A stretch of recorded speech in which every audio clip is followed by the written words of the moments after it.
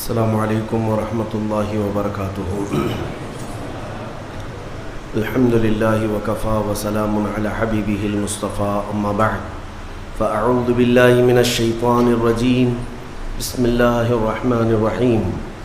قل بفضل اللہ وبرحمتہ فبذلک فلیفرحوا، صدق اللہ مولانا العظیم۔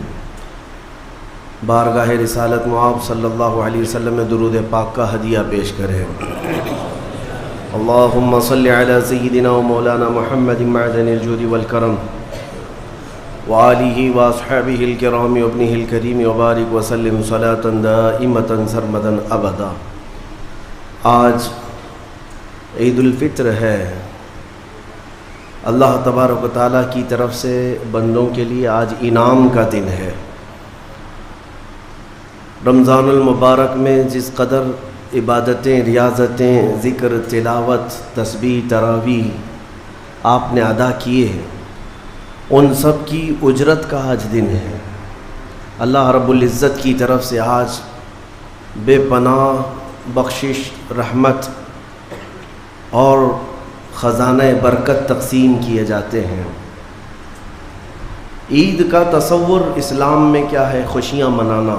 اور اللہ تعالیٰ قرآن میں فرماتا ہے، محبوب آپ فرما دیں جب تمہارے پاس اللہ کا فضل اور اس کی رحمت آئے تو خوشیاں مناؤ۔ اللہ کا فضل اور اس کی رحمت آئے تو خوشیاں مناؤ۔ قل بفضل اللہ وبرحمتہ فبذلک فلیفرحوا۔ اب جب اللہ کا فضل ہوگا اور جب اس کی رحمت ہوگی ہم خوشیاں منائیں گے۔ اور خوش ہونے کا انداز اور طریقہ کیا ہونا چاہیے؟ وہ سنت نبوی سے ہمیں حاصل کرنا چاہیے۔ خوشیاں منانے کا مطلب یہ نہیں ہے کہ ہم دنیا جیسے خوشیاں مناتی ہے اسی انداز میں منانے لگ جائیں۔ اسلام ہر چیز میں خط امتیاز رکھتا ہے۔ تمہاری عبادتوں کا طریقہ الگ ہے، تمہارے رب کو پکارنے کا طریقہ الگ ہے، رب تعالیٰ کے حضور سر بسجود ہونے کا طریقہ الگ ہے۔ رب تبارک و تعالیٰ نے تمہیں ممتاز پیدا کیا ہے، ظاہر سی بات ہے تمہاری خوشیاں بھی ممتاز ہونی چاہیے۔ پوری کائنات میں لوگ اگر خوشیوں میں ڈوب کر شراب نوشی کرتے ہیں تو یہ خوشیاں نہیں ہیں۔ اگر آج کی رات یا آج کا دن لوگ یہ سمجھتے ہیں کہ خوشیوں کا مطلب ہے کہ خوب انٹرٹینمنٹ کیا جائے، نفس جو چاہتا ہے وہ سب کر لیا جائے، تو اسلام اسے خوشیاں نہیں کہتا۔ میرے عزیزو، میں یقین کے ساتھ کہتا ہوں کہ اسلام میں جو بھی عید آئی ہے، جو بھی عید ہے، آپ اس کا تجزیہ کر کے دیکھیں۔ آپ کو کھلے میدانوں میں سڑکوں پر چھوڑ نہیں دیا جاتا کہ دن بھر جو کرنا ہے کرو، نہیں، بلکہ خوشیاں منانے کا طریقہ یہ بتایا گیا ہے کہ سب سے پہلے اٹھنے کے بعد وضو، غسل، عطر، خوشبو کے ساتھ پہلے بارگاہ رب العزت میں آؤ اور سجدہ کرو۔ یہ خوشیاں منانے کا سب سے پہلا طریقہ یہ ہے کہ مسلمان جب سب سے زیادہ خوش ہوتا ہے تو سجدہ کرتا ہے۔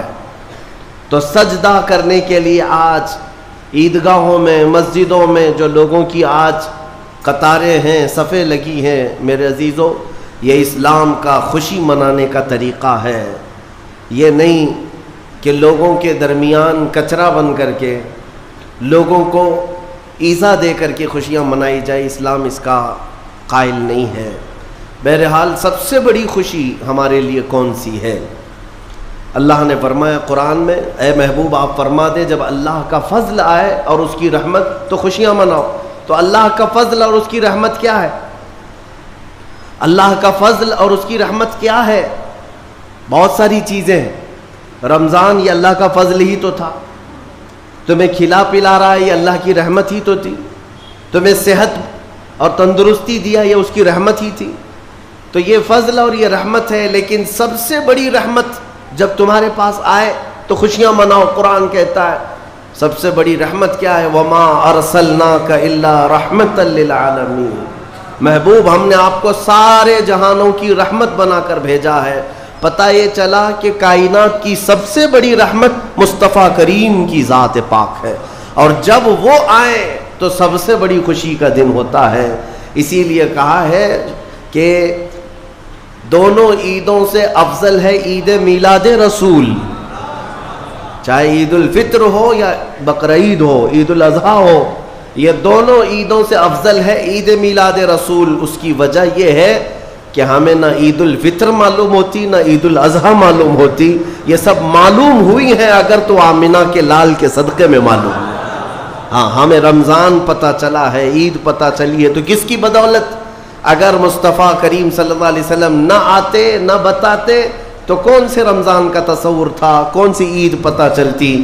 اسی لیے حاصل کلام تو یہ ہے میرے عزیزو، وہ جو نہ تھے تو کچھ نہ تھا، وہ جو نہ ہو تو کچھ نہ ہو، جان ہے وہ جہان کی اور جان ہے تو جہان ہے۔ آج عید اگر منانا بھی ہے تو میں یہ ضرور کہوں گا کہ آج عید پڑھنے کے بعد، نماز پڑھنے کے بعد سب سے پہلا کام جو آپ کرتے ہیں وہ کیا ہے؟ سب سے پہلا کام آپ یہ کرتے ہیں اپنے ماں باپ، اپنے رشتہ داروں سے ملاقات، اور گھر جلدی بھاگ کر کے جاتے ہیں کہ اپنے بڑوں سے ملاقات کرنا ہے۔ آج مصافحہ معانقہ کا دن ہے، آپ کو اپنے ماں باپ جس قدر یاد رہتے ہیں میرے عزیزو، اس رسول کو آج ہرگز فراموش نہ کرو جو اپنی رات کی تنہائیوں میں تمہیں امتی امتی کہہ کر یاد کیا کرتے تھے۔ آج ان کا دن ہے، آج اس رسول پاک کا دن ہے۔ سورج کے ڈوبنے سے پہلے پہلے تک کثرت سے میرے آقا کی بارگاہ میں بیٹھ کر درود بھیجو اور عرض کرو کہ آقا آج میری خوشی کا دن ہے، میں اپنے ماں، اپنے باپ، اپنے بھائی، اپنے بہن، سب سے زیادہ اگر دنیا میں کسی سے پیار کرتا ہوں تو وہ آپ کی ذات مبارکہ ہے۔ رسول پاک صلی اللہ تعالیٰ علیہ وسلم کو یاد کرنا آج کی عید کے دن کا ایک بہت ہی بڑا حصہ ہے مومنوں۔ باقی میں دوسروں کے بارے میں نہیں کہہ سکتا، جن لوگوں نے آج کی عید کو جوا کا اڈا بنا لیا ہو، شراب پینے کا ذریعہ بنا لیا ہو، سینما تھیٹر پہ جا کر کے عیش کرنے کا ذریعہ سمجھاؤ، میں سمجھتا ہوں کہ ان کے اندر روح اسلام نہیں آئی۔ اگر اسلام کی روح ہوتی، اگر ایمان ان کے قلب میں بشاشت پیدا کر چکا ہوتا تو ہرگز وہ ایسی جگہ قدم بھی نہیں رکھتے۔ اے میرے عزیزو، آج مصطفیٰ کریم صلی اللہ علیہ وسلم کے سچے غلام بن کر کے دکھانے کا بھی دن ہے۔ آج دنیا تمہیں دیکھ رہی ہے، آج پوری دنیا دیکھ بھی رہی ہے اور ڈر بھی رہی ہے کہ یہ باہر نکلے ہیں آج کیا ہونے والا ہے۔ میرے عزیزو، تمہارے پاس سب سے بہترین میسج دینے کا وقت یہ ہے کہ رسول کریم صلی اللہ تعالیٰ علیہ وسلم کے غلام ان کی سنتوں میں ملبوس اپنے گھروں سے آج نکلے ہیں اور پوری دنیا میں حضور کی سنتیں عام کر کے رہیں گے اور حضور پاک صلی اللہ علیہ وسلم کے اخلاق کو پھیلا کر رہیں گے۔ آج تمہارے ذریعے سے حضور اکرم صلی اللہ علیہ وسلم کے اخلاق عام ہونی چاہیے۔ نان مسلم ہو، غیر مسلم ہو، کوئی بھی اگر اس کے ساتھ تمہارے مدد کا جذبہ آیا، کم سے کم اس کے دل میں یہ خیال تو آئے گا کہ یہ نوجوان کیوں میرے ساتھ اچھائی کر رہا ہے۔ اس وقت تم یہ بتا سکتے ہو یہ میرا اپنا عمل نہیں، یہ میرے آقا کا عمل ہے۔ نبی پاک صلی اللہ تعالیٰ علیہ وسلم آج کے دن غریبوں کو نہیں بھولتے، یتیموں کو فراموش نہیں کرتے۔ حضور پاک صلی اللہ تعالیٰ علیہ وسلم آج ان یتیموں، بیواؤں، سب کے گھروں کا خیال تک رکھتے تھے۔ عزیزان گرامی وقار، آج عید کے ان لمحات میں یقیناً رمضان المبارک گزر جانے کے بعد خوشیوں کا دن ضرور ہوتا ہے، لیکن ساتھ ہی آج ہمیں قلق بھی ہے، غم بھی ہے ہمارے ان بھائیوں کا جو آج عید منانے کے لیے یا تو ہمارے ساتھ نہیں ہیں، ناحق جیلوں میں بند ہیں، کچھ بے قصور قیدی ہیں، اور بہت سارے وہ لوگ ہیں جن کے ہاں اسباب کی کمی ہے اور کوئی عید نہیں ہے ان کے ہاں۔ وہ فلسطین کا علاقہ ہو کہ شام ہو کہ یمن ہو کہ عراق ہو، ان کے ہاں کوئی عید نہیں۔ وہ کھلے میدانوں میں آج بھی ایک ایک روٹی اور بوٹی کے لیے ترس رہے ہوں گے۔ آج اس درد کے ساتھ ہم عید کے لیے حاضر ہیں اور بارگاہ مولا میں یہ عرض ضرور کریں گے کہ مولا، جہاں تو ہمیں نرم لقمے کھلا رہا ہے، حضور کی اس غریب امت پر بھی رحم فرما دے۔ ایک میرا ہی رحمت میں دعویٰ نہیں، شاہ کی ساری امت پہ لاکھوں سلام۔ آج عید کے دن جو کام کرنے کے ہیں، میرے مصطفیٰ کریم صلی اللہ علیہ وسلم کو راضی کرنے کا دن ہے۔ آج کے دن حضور فرماتے ہیں اللہ تعالیٰ کو سب سے زیادہ پسندیدہ جو عمل ہے، سب سے زیادہ پسندیدہ وہ دو ہے، دو عمل اللہ کو بہت پسند ہے آج کے دن۔ فرمایا میرے آقا صلی اللہ علیہ وسلم، وہ دو عمل کیا ہے؟ حضور فرماتے ہیں پہلی چیز یہ ہے کہ اللہ رب العزت کی بڑائی بیان کرنا. اللہ اکبر اللہ اکبر اللہ اکبر لا الہ الا اللہ اللہ اکبر اللہ اکبر وللہ الحمد. یہ اللہ رب العزت کی بڑائی تکبیر. اللہ سب سے بڑا ہے. یہ تکبیر بیان کرنا پہلا عمل اللہ کو سب سے زیادہ پسند ہے. دوسرا عمل استغفار. استغفر اللہ استغفر اللہ استغفر اللہ استغفر اللہ ربی من کل ذنب واتوب الیہ. دو عمل آج کے دن اللہ بہت پسند فرماتا ہے. ایک اس کی بڑائی بیان کرنا تکبیر اور دوسرے استغفار. اور فرمایا کہ جب اپنے گھروں سے نکلو تو تکبیر کہتے ہوئے نکلو. کتنے لوگ ایسے ہیں جو تکبیر پڑھتے ہوئے آئے؟ بہت کم لوگ ہیں. سب اپنے اپنے دھن میں چلے جا رہے ہیں. یہاں تک کہ فرمایا اس تکبیر کا اہمیت کا اندازہ اس سے لگاؤ. آنے کے وقت جس راستے سے آئے تھے عید کے لیے، جانے کے وقت دوسرے راستے سے جاؤ. واجب نہیں ہے، لیکن اس کی حکمت کیا ہے؟ ایک راستے سے آنا اور دوسرے راستے سے جانا سنت. فرمایا گیا کہ جب تم ایک راستے سے تکبیر پڑھتے ہوئے آتے ہو تو اس راستے پر موجود جتنے مکان، پتھر، درخت ہیں وہ سب تمہاری تکبیر کی گواہی دیں گے. قیامت کے دن تمہاری تکبیر کی وہ گواہی دیں گے کہ مولا یہ ہمارے سامنے سے تیری بڑائی کرتا ہوا گزرا ہے.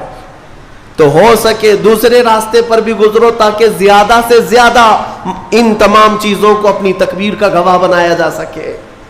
تو اس سے اندازہ کریں کہ تکبیر آج کے دن بہت اہمیت کی حامل ہے، اور اسی تکبیر کی آج ضرورت بھی ہے مسلمان کو. اقبال نے بہت اچھے انداز میں کہا تھا، کفر دم توڑ دے گا ٹوٹی ہوئی شمشیر کے ساتھ، گر تم نکل آ جاؤ ایک بار نعرے تکبیر کے ساتھ.